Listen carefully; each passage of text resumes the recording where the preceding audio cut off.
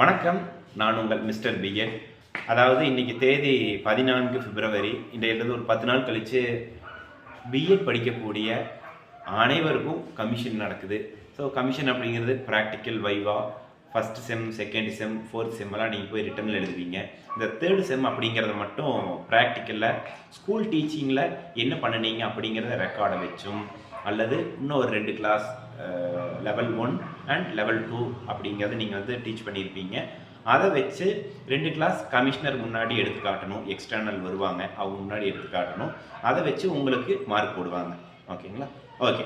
அதுக்கு நீங்கள் இப்போ இருந்தே தயாராகிக்கணும். உங்களுக்கு தேவையான teaching eight, model, dummy model, அந்த சார்ட், ரெக்கார்டு, குறிப்பாக ரெக்கார்டு, இதுக்கெல்லாம் தயாராகிக்கணும்.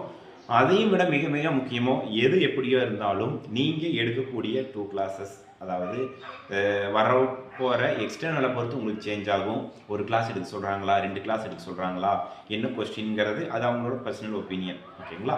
நீங்கள் எடுக்கக்கூடிய 2 பாடத்தில் தரவாக இருக்கணும். கொஸ்டின் கேட்பாங்க, கொஸ்டினுக்கு ஆன்சர் பண்ணணும். ஆன்சர் பண்ணுறதில் உங்களுக்கு ஒரு மார்க் வேல்யூ பண்ணுவாங்க. அதுதான் உங்களோட தேர்ட் செம் மார்க்காக இருக்கும். ஸோ இது மாதிரி இதுக்கு நீங்கள் இப்போ இருந்தே தயாராகிக்கணும். இன்னொரு 10 நாள் தான் இருக்குது. ஸோ விடாப்பிடியாக இதுதான். என்ன நீங்கள் 5000 ஓட இருக்கலாம், இல்லை ரெகுலராக இருக்கலாம். ஸோ நீங்கள் உங்களோட ஒர்க் என்னென்னா, இந்த 10 நாளை கம்பல்சரி ஃபஸ்ட்டாக கிளாஸுக்கு ப்ரிப்பேர் பண்ணிக்கணும். நீங்கள் எழுதின லெசன் பிளான் 25+25 எழுதியிருப்பீங்க. அந்த லெவல் 1ல் ஒரு நல்லா தெரிஞ்ச கண்டென்ட்டும், அடுத்தடுத்து இருக்கக்கூடிய கண்டென்ட்டையும் நீங்கள் என்ன பண்ணணும், ரெடி பண்ணி வச்சுக்கணும், ப்ரிப்பேர் பண்ணிடணும். ஓகேங்களா? அதுக்கப்புறம் நீங்கள் சார்ட் எழுதுங்க, மாடல் எல்லாம் பண்ணுங்கள், பொறுமையாக பண்ணுங்கள். ஓகேங்களா? இதுக்கப்புறம் ஓகே, இந்த வீடியோ இதோட ஸ்டாப் பண்ணிக்குவோம். இது சார்ந்து கமிஷன் சார்ந்து வேறு எதனாவது கொஸ்டின் இருந்ததுன்னா கமெண்ட் பண்ணுங்கள். அடுத்த ஒரு வீடியோவில் சந்திக்கிறேன்.